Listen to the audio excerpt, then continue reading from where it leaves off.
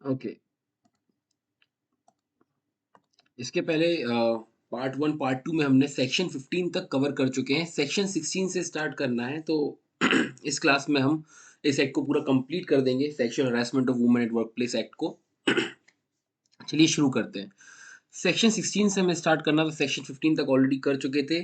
Section 16 बात करता है प्रोहिबिशन ऑफ पब्लिकेशन और making known contents of complaint and inquiry proceedings. अब देखो इसमें क्या लिखा हुआ है, जैसे कि आपको याद आ रहा होगा इसकी हेडलाइंस पढ़कर ही आपको जो हेडिंग है उसको पढ़ के याद आ रहा होगा, सेक्शन 228 ए ऑफ आईपीसी। उसमें भी इस तरीके की कुछ बात की गई थी कि जो विक्टिम की आइडेंटिटी होती है वो रिवील नहीं करना होता, वरना वहां पर भी पनिशमेंट वगैरह प्रोवाइड की गई थी। उसी प्रकार की कुछ बात यहाँ पर कर रहा है, इसको हम देखते हैं।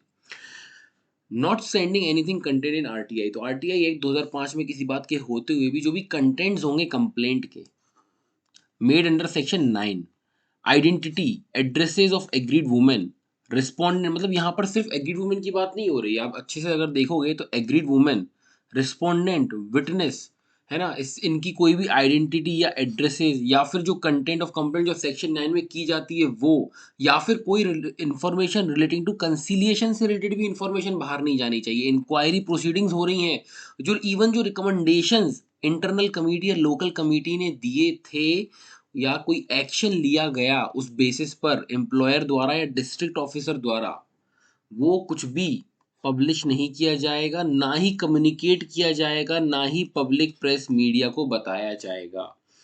मैं एक बार फिर से दोहरा देता हूँ, बात कर रहा है प्रोहिबिशन ऑफ पब्लिकेशन और मेकिंग नोन कंटेंट्स ऑफ कम, मतलब कुछ भी इस एक्ट में रिलेटेड, एग्रीड वुमेन से रिलेटेड हो, रिस्पोंडेंट से रिलेटेड हो, विटनेस से रिलेटेड हो, उनकी आइडेंटिटी, एड्रेस, जो कंप्लेंट की गई, रिकमेंडेशन दिया गया, कंसीलिएशन में जो सेटलमेंट प्रोसेस हुई, जो इंक्वायरी चलाई गई, जो एम्प्लॉयर डिस्ट्रिक्ट ऑफिसर ने जो भी रिकमेंडेशन पर एक्शन लिया, वो कुछ भी पब्लिश नहीं किया जाएगा, कम्युनिकेट नहीं किया जाएगा, पब्लिक प्रेस मीडिया तक नहीं बताया जाएगा किसी भी मैनर में।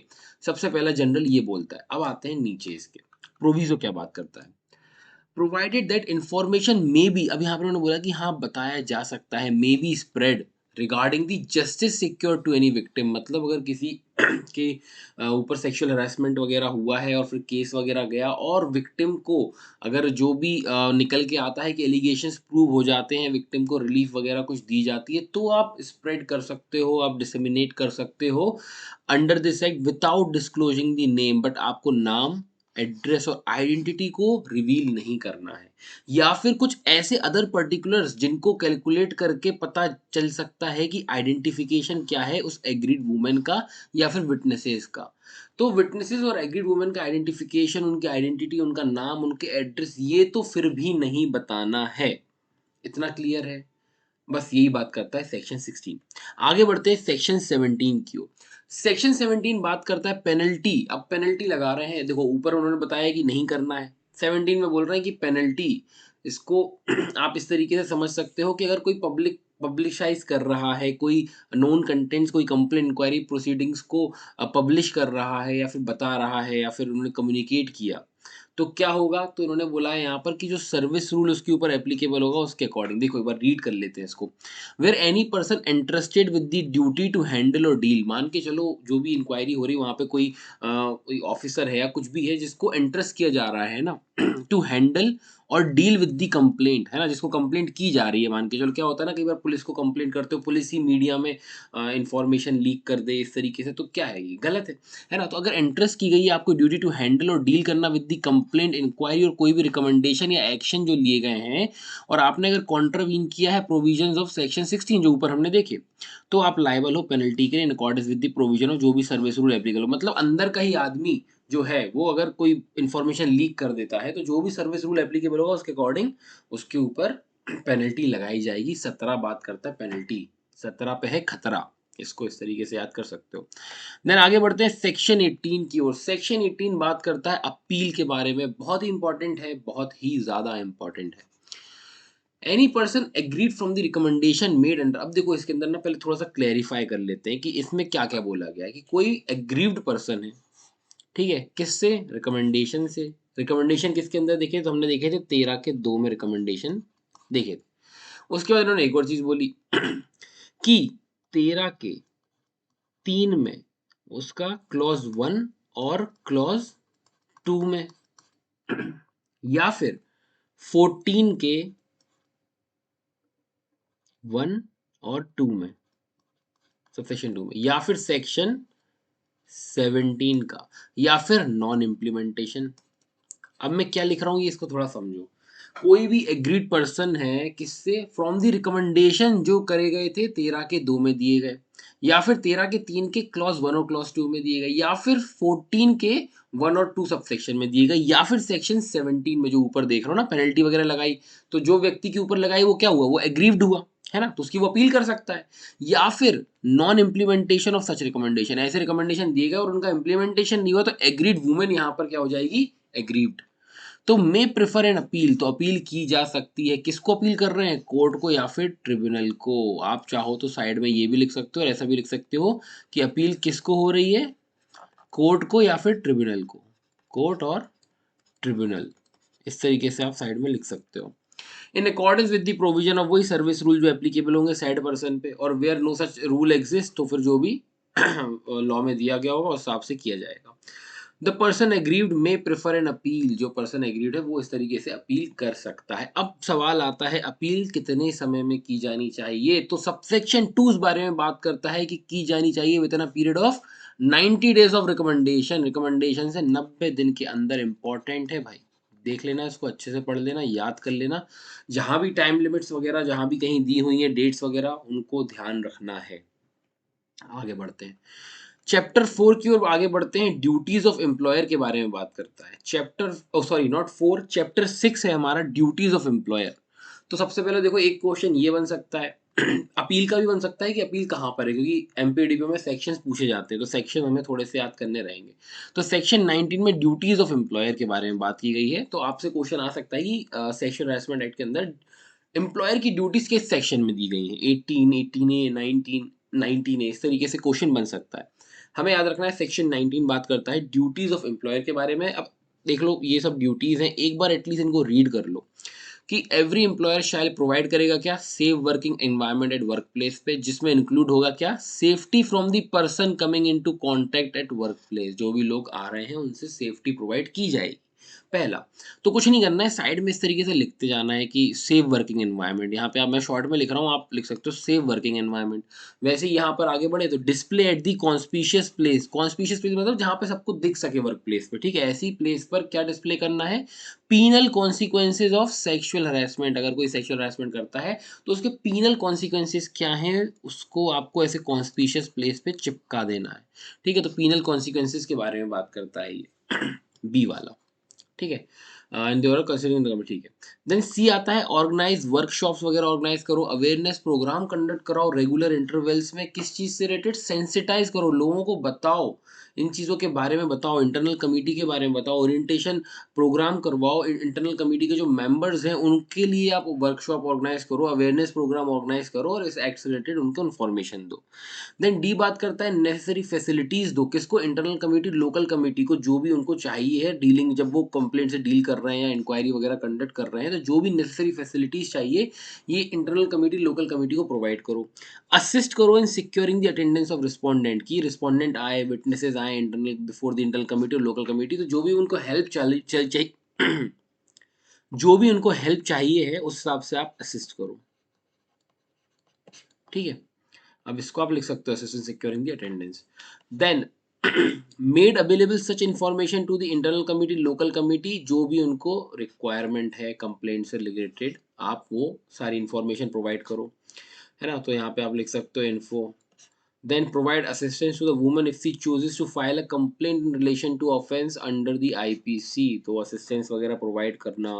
cause to initiate action under IPC or in the law against the perpetrator, जो भी इस तरीके से कोई criminal offence कर रहा है ना, तो उसके अगेंस्ट आप पूरा सपोर्ट दो, असिस्टेंस वगैरह प्रोवाइड कराओ। Treat sexual harassment as a misconduct under the service rule, जो सर्विस रूल्स आप बनाओगे कंपनी के उनके अंदर आप सेक्सुअल हरासमेंट को एज अ मिसकंडक्ट ट्रीट करो, उसके पीनल कॉन्सिक्वेंसेज इनिशिएट करो, एक्शंस वगैरह दो कि अगर इस तरीके से कोई करता है तो क्या एक्शन लिया जाएगा। मॉनिटर करो timely submission of reports by the internal committee ठीक है। यहाँ तक क्लियर है। देन आगे बढ़ते हैं चैप्टर 7 की ओर। चैप्टर 7 बात करता है, अभी तो हमने देखे ड्यूटीज ऑफ एम्प्लॉयर, अब उसी के बाद नेक्स्ट आता है हमारा सेक्शन 20 और चैप्टर 7 जो बात करता है duties and powers of district officer. Important है। ड्यूटीज क्या है डिस्ट्रिक्ट ऑफिसर की, तो यहाँ पर उन्होंने बोला कि मॉनिटर करना टाइमली सबमिशन। लोग देखो जैसे ऊपर वहाँ पे दिया हुआ था ना कि एम्प्लॉयर की क्या ड्यूटी है, कि इंटरनल कमेटी उसने बनाई है तो वो प्रॉपर सबमिट कर रहे हैं, वो मॉनिटर करेगी रिपोर्ट वगैरह प्रॉपर बना के दे रहे नहीं दे रहे। वैसे ही डिस्ट्रिक्ट ऑफिसर की भी ड्यूटी है कि local committee time to time उसको मॉनिटर करना है कि रिपोर्ट्स वगैरह वो प्रॉपर्ली सबमिट कर रहे हैं नहीं कर रहे हैं। Take such measures as may be necessary for engaging NGOs for creation of awareness on sexual harassment and rights of the woman. अब यहाँ पर बोल रहे हैं कि इस तरीके से मेजर्स ले कि एंगेज करें वो एनजीओज को कि वो अवेयरनेस वगैरह क्रिएट करें related to on this topic sexual harassment के टॉपिक पे and the rights related to woman के, इन सब चीज़ों पर वो क्या करें अवेयरनेस करें। तो ये काम किसका होगा, डिस्ट्रिक्ट ऑफिसर का होगा, उसकी ड्यूटीज होगी, उसके पास पावर्स होंगी।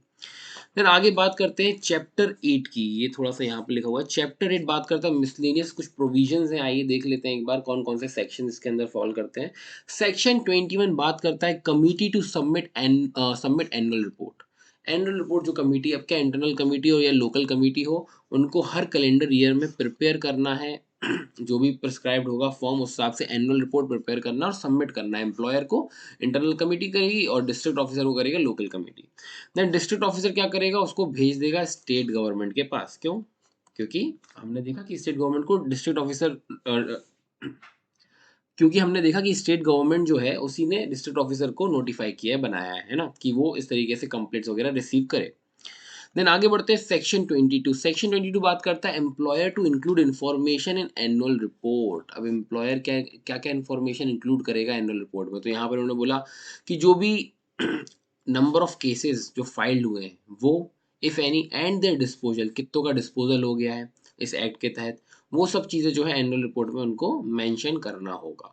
और where no such report is required to be prepared intimate, अगर ऐसी कोई रिपोर्ट नहीं बनानी है तो इंटीमेट करेगा number of cases if any two the district officer को। तो एम्प्लॉयर क्या कर रहा है, पर डिस्ट्रिक्ट ऑफिसर को बताएगा, अगर रिपोर्ट नहीं बना रहे हैं तो वो एटलीस्ट बताएगा कि नंबर ऑफ केसेस कितने आए हैं क्या है, वरना अगर रिपोर्ट बनाएगा तो केसेस और उनका डिस्पोजल के बारे में वो इन्फॉर्मेशन देगा। इतना इंपॉर्टेंट नहीं है। देन 23 बात करता है कि अप्रोप्रिएट गवर्नमेंट जो है मॉनिटर करेगी इम्प्लीमेंटेशन एंड मेंटेन करेगी डेटा। तो अप्रोप्रिएट गवर्नमेंट मॉनिटर करेगी इम्प्लीमेंटेशन इस एक्ट का किस तरीके से हो रहा है नहीं हो रहा है, मेंटेन करेगी डेट कि कितने नंबर ऑफ केसेस फाइल हुए, कितने डिस्पोज हुए in relation in respect of all cases of sexual harassment. तो क्या होता है ना, उनको पता चलता है कि बेहतर तरीके से इम्प्लीमेंटेशन हो रहा है नहीं हो रहा, प्रॉपर एग्जीक्यूशन हो रहा है नहीं हो रहा है इस एक्ट का, इसीलिए मॉनिटर करेगी। देन सेक्शन 24 बात करता है appropriate government to take measures to publicise the act. ठीक है। अब एप्रोप्रिएट क्या, गवर्नमेंट जो है हमने देखा है सेंट्रल गवर्नमेंट स्टेट गवर्नमेंट दोनों ही है उसके केस में। देन सब्जेक्ट टू दी, अब क्या होगा अगर इन्होंने बोला है, देखो इस लाइन का क्या मतलब है, subject to the availability of financial and other resources. अगर उनके पास पैसा वैसा होगा तो वो क्या करेंगे, डेवलप करेंगे relevant information, education, communication, training material, organise करेंगे awareness programmes, advance the understanding of the public of the provision of this act. मतलब इस एक्ट को कुल मिला के समझाना है, अवेयरनेस क्रिएट करनी कि अगर आपके साथ भी कुछ ऐसा होता है तो इस एक्ट के अंदर आप कंप्लेंट फाइल कर सकते हो। इंटरनल कंप्लेंट कमेटी होती है, लोकल कमेटी में कर सकते हो अगर तो इस तरीके से कुल मिला के अवेयरनेस वाले जो प्रोग्राम्स होते हैं ना, इनमें पैसा वगैरह लगता है ना, जो भी इस तरीके से होते हैं, तो इन्होंने इसलिए लिख दिया यहाँ पर subject to the availability of financial and other resources. I hope you are getting what I am saying. Then B बात करता है फॉर्मुलेट करना orientation training programme for members of local committee के जो मेंबर्स उनको भी तो ट्रेन करना पड़ेगा ना, कि आपको किस तरीके से इसके अंदर एक्शन लेना है, किस तरीके से इंक्वायरी करनी है, किस तरीके से रिकमेंडेशंस आप भेजोगे तो क्या एक मतलब चीज़ है, किस तरीके से क्या होगा, पूरा जो प्रोग्राम वगैरह है उस तरीके से रन किया जाएगा अप्रोप्रिएट गवर्नमेंट द्वारा। देन आगे बढ़ते हैं सेक्शन 25 बात करता है power to call for information and inspection of records. तो ऑब्वियसली अप्रोप्रिएट गवर्नमेंट के पास पावर है ऑन बीइंग सेटिस्फाइड, अगर उनको लगता है पब्लिक इंटरेस्ट में ये ज़रूरी है या फिर in the interest of women employees ये ज़रूरी है, तो वो लिखित में क्या करेंगे, वो बुला लेंगे कोई भी एम्प्लॉयर से, डिस्ट्रिक्ट ऑफिसर से, क्या such information relating to sexual harassment as it may require. तो अप्रोप्रिएट गवर्नमेंट है वो ऑब्वियसली उनको लगेगा, अगर सेटिस्फाई होते हैं कि कोई केस उनको देखना है तो वो कोई इन्फॉर्मेशन एम्प्लॉयर डिस्ट्रिक्ट ऑफिसर से मंगा सकते हैं। Authorise any officer to make inspection of the records, कोई रिकॉर्ड्स के इंस्पेक्शन वगैरह करवा सकते हैं कोई वर्क प्लेस पे। Who shall submit a report of such inspection within such period, जो भी पीरियड उसको दिया जाएगा उसमें वो इंस्पेक्शन करके उन रिकॉर्ड्स का वो सबमिट करेगा अपनी रिपोर्ट। देन जो भी एम्प्लॉयर है, डिस्ट्रिक्ट ऑफिसर है, वो प्रोड्यूस करेगा on demand before the officer making the inspection, जो भी इंस्पेक्शन के लिए यहाँ भेजा ना ऑन डिमांड, उसको सारी इन्फॉर्मेशन, रिकॉर्ड, अदर डॉक्यूमेंट जो भी उसको चाहिए होगा वो दे देगा। इतना इम्पोर्टेंट, इतना खास नहीं है, बस एक बार रीड कर लेना है जिससे एटलीस्ट हमें मालूम हो कि हाँ, अगर बाय चांस कोई क्वेश्चन यहाँ से बनता है, एमसीक्यू बनता है, तो हमें मालूम होना चाहिए। देन आता है section 26, penalty for non compliance. अब जैसे देखो ना, ये वाले क्वेश्चंस कुछ आ जाते हैं कि अगर नॉन कंप्लायंस होता है इस सेक्ट के अंदर तो पेनल्टी कहाँ मेंशन है, तो सेक्शन 26 इस तरीके से क्वेश्चंस बन जाते हैं। तो वेयर द एम्प्लॉयर फेल्स, अगर एम्प्लॉयर फेल हो जाता है क्या क्या करने में, जैसे कि हमें मालूम है एम्प्लॉयर ही कॉन्स्टिट्यूट करता है सेक्शन 4 के अंदर इंटरनल कमेटी, तो यहाँ पर बोला कि एम्प्लॉयर फेल हो गया है इंटरनल कमेटी बनाने में, या फिर जो एक्शन लेना था 13, 14 और 22 के अंदर वो नहीं लेता है, ठीक है? या फिर कॉन्ट्रावीन करता है या अटेम्प्ट करता है कॉन्ट्रावीन करने का, जो भी प्रोविजंस हैं इस एक्ट के या रूल्स वगैरह हैं, तो वो पनिशेबल होगा कितने से? फाइन लगाया गया है 50,000 रुपए तक का एक्सटेंड हो सकता है, मतलब 50,000 रुपए तक का जुर्माना उसके ऊपर लगाया जा सकता है। तो ये आपका एमसीक्यू है, क्लियर कट एमसीक्यू है। कितनी पेनल्टी होगी? तो आपको ऑप्शन में दे दिया जाएगा 50,000, 75,000, 1 लाख, 1.5 लाख। आपका आंसर है 50,000 पेनल्टी होगी एम्प्लॉयर के ऊपर। एम्प्लॉयर की बात हो रही है, डिस्ट्रिक्ट ऑफिसर की बात नहीं हो रही है, याद रखिएगा। देन सबसेक्शन 2 की ओर बढ़ते हैं। If any employer after having been previously convicted of an offence punishable under this act subsequently commits and is convicted of the same offence he shall be liable to. अब यहाँ per employer की बात हो रही है कि मान के चलो कि एम्प्लॉयर जो है प्रीवियसली कन्विक्ट हो चुका है ऑफेंस के लिए, ठीक है, वो पनिशमेंट वनिशमेंट भी दे दी थी, वापस सब्सिक्वेंटली कमिट करता है, वापस से कमिट करता है, वही ऑफेंस है ना, कन्विक्ट होता है सेम ऑफेंस के लिए, तो फिर क्या उसकी पनिशमेंट क्या होगी? तो उन्होंने क्लियरली यहाँ पर लिखा हुआ है ट्वाइस द पनिशमेंट। मतलब मान के चलो अगर पिछली बार कोई कन्विक्ट हुआ था वहां पर उसको 1 साल की सजा थी, तो इस बार कितनी हो जाएगी? 2 साल की हो जाएगी। Twice the punishment which might have been impose on a first conviction subject to punishment being maximum provided for the same offence. मान के चलो, अब इसको समझिएगा, थोड़ा सा कॉम्प्लिकेटेड है, ज्यादा नहीं है। देखो, अगर क्या है कि पहले जो ऑफेंस दिया था उसमें कोई ऑफेंस की सजा ही टोटल मैक्सिमम 8 साल है ना, और उसमें पिछली बार उसको जो सजा हुई थी 5 साल की हुई थी। अब यहाँ पर लिखा हुआ है ट्वाइस दी पनिशमेंट, मान चलो वापस से वही अपराध करता है तो ट्वाइस होनी चाहिए, तो कायदे से तो देखा जाए 10 साल होनी चाहिए, बट भैया मैक्सिमम ही उसमें 8 साल की सजा है, तो 10 कैसे दे दोगे आप? तो कितनी दोगे? 8 दोगे। इसीलिए यहाँ पर लिखा हुआ है subject to the punishment being maximum provided for the same offence. Maximum अगर कम है तो ट्वाइस नहीं दिया जाएगा। आगे बढ़ते हैं। Provided that in case a higher punishment is prescribed under any other law for the time being in force for the offence of which the accuse is being proceeded, court shall take due cognizance of the same while awarding the punishment. कहीं और ज्यादा punishment दी गई है तो उस हिसाब से देख लेंगे, कुछ ऐसा कोई खास ऐसा वो नहीं है समझाने जैसा। देन आगे बढ़ते हैं।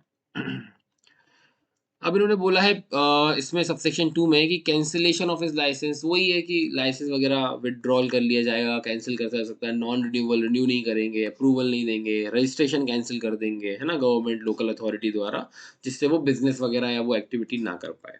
ठीक है, तो ऑब्वियस सी बात है। देन आते हैं सेक्शन 27, इंपॉर्टेंट है क्यों? क्योंकि इस तरीके से एमसीक्यू में पूछ लिया जाता है। Cognizance of offence by courts, तो कोई भी कोर्ट कॉग्निजेंस नहीं लेगा जो भी ऑफेंस इस एक्ट के अंदर पनिशेबल है।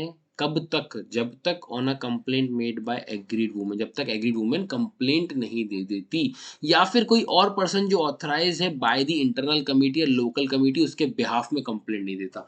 तो अब अगर पूछा जाए इस एक्ट के अंदर कंप्लेंट कौन कौन कर सकता है, तो एग्रीड वुमेन हो गया आपका एक तो, ठीक है।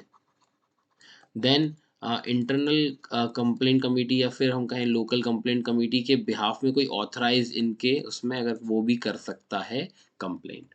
ठीक है, आगे बढ़ते हैं। नो कोर्ट, अब ये भी इंपॉर्टेंट है, देखो एक तो ये एमसीक्यू हो गया, एक आपका इस लाइन में भी सबसेक्शन 2 में भी एमसीक्यू बनता है कि no court inferior to that of a MM और जेएमएफसी जो है, इनके नीचे का कोई कोर्ट है, अगर इनसे इंफीरियर कोई कोर्ट है तो वो ये तरीके के ऑफेंस जो है ट्राई नहीं कर सकता। ये आपका एमसीक्यू है। देन थर्ड एमसीक्यू, तीनों एमसीक्यू है, तो आप सोचो कितना इंपॉर्टेंट है ये सेक्शन कि every offence under this act shall B non cognizable. अब कॉग्निजेबल नॉन कॉग्निजेबल आपको मालूम होगा, अगर नहीं मालूम है तो आप पढ़ सकते हो सीआरपीसी के अंदर। नॉन कॉग्निजेबल 2L में दिया हुआ है, कॉग्निजेबल जो है वो 2C में दिया हुआ है। ठीक है? कुछ नहीं है, बहुत सिंपल सा है, आप तो इसको इस तरीके से याद कर सकते हैं, कॉग्निजेबल मतलब गंभीर, ठीक है? गंभीर अपराध, नॉन कॉग्निजेबल मतलब नॉन गंभीर, ठीक है? तो यहाँ पर क्या होता है कि अरेस्ट कर सकती है पुलिस विदाउट वारंट, और यहाँ पर जो है वारंट वगैरह चाहिए होता है नॉन कॉग्निजेबल के केस में। बस इतना सा कोई डिफरेंस है, तो बहुत कुछ वो नहीं है, आप इसको पढ़ भी सकते हो, 2C और 2L में जाके आप देख लेना सीआरपीसी के अंदर, तो और क्लियर हो जाएगा आपको डेफिनेशन। देन आगे बढ़ते हैं सेक्शन 28 की ओर। सेक्शन 28 बात करता है कि जो एक्ट है ये डेरोगेशन में नहीं है। डेरोगेशन मतलब कुछ एग्जम्पशन वगैरह नहीं मिलेगा, मतलब मान के चलो इस एक्ट की कोई धाराएं लगी, आपके ऊपर केस चल रहा है और इस एक्ट की धाराएं अगर लगती हैं, मान के चलो ऐसा हमारा एग्जांपल था, क्राइम मास्टर गो के ऊपर कुछ धाराएं लगी हैं इस एक्ट के अंदर, ठीक है? अब कुछ आईपीसी की भी लग गई, कुछ सीआरपीसी की भी लग गई, कुछ फलाना एक्ट की भी लग गई, मान के चले अगर एग्जाम्पल, तो ये एक्ट बोलता है कि आपको एग्जम्पशन नहीं मिलेगा कि आपका केस यहाँ पर चल रहा है तो सिर्फ यही वाली धाराएं लगेंगी, दूसरी भी लग सकती है। इसलिए बोलते हैं कि act not in derogation of any other law, derogation में नहीं है ना? कुछ एग्जम्पशन वगैरह यहाँ नहीं मिलेगा, वो भी लगेंगी, ये भी लगेंगी, एडिशन में है। तो आप जैसे रीड करोगे, the provision of this act shall be in addition to and not in derogation of provision of any other law. मतलब सारे लॉ की धाराएं क्राइम मास्टर गोगो पर लगेंगी, और फिर वो आंखें से आंखें निकाल के गोटियां भी नहीं खेल पाएगा। ठीक है, देन आगे बढ़ते हैं सेक्शन 29 की ओर। सेक्शन 29 बात करता है power of appropriate government to make rules. देखो यार, इस तरीके के जो आपके ना प्रीवियस ईयर के पेपर में क्वेश्चंस आए हुए हैं, तो आपको बहुत अच्छे से पढ़ना है ये वाले सेक्शंस जो हैं। डायरेक्ट क्वेश्चन आ जाता है कि इस एक्ट के अंदर पावर टू मेक रूल्स किसके पास है? दे देंगे central government, state government, appropriate government, district officer या फिर कलेक्टर, है ना? कई जगह आगे देखेंगे आप अलग-अलग तरीके से। तो मालूम होना चाहिए, हर एक्ट में मालूम होना चाहिए कि किसके पास है पावर टू मेक रूल्स। तो जैसे इस एक्ट में हम हर जगह एप्रोप्रिएट गवर्नमेंट पढ़ते हुए आ रहे हैं, तो एप्रोप्रिएट गवर्नमेंट के पास पावर है रूल्स बनाने की। तो आप जैसे इसको रीड करोगे तो सेंट्रल गवर्नमेंट में बाय नोटिफिकेशन ऑफिशियल गैजेट में ये रूल्स बना सकते हैं। इनको हम नहीं पढ़ेंगे, इनको आप रीड कर लेना कि कौन कौन से रूल्स हैं, वो आप देख लेना आराम से इसको। Then power to remove difficulties पढ़ने की जरूरत नहीं है, बस यहाँ तक हमारा एक्ट जो है कंप्लीट हो जाता है। आई होप आपको समझ में आया होगा। कोई भी डाउट है तो आप पूछ सकते हो, आपको मालूम है। देन ठीक है, तो ये एक्ट हमारा कंप्लीट हुआ है। अब एक नेक्स्ट जो हमारा क्लास रहेगी उसमें कुछ इससे रिलेटेड कुछ केसेस अगर होंगे, जैसे एक तो मैंने बता ही चुका है ऑलरेडी, जो मेन जिस केस पर ये बेस्ड है, ये एक्ट ही विशाखा वाले जो केस जो है, विशाखा गाइडलाइंस वगैरह, उसकी हमने बात की थी सबसे पहले इंट्रोडक्शन में। तो अगर कुछ केसेस होंगे तो मैं आपके साथ शेयर कर दूंगा। तो इस क्लास को हम यहीं पर एंड करते हैं।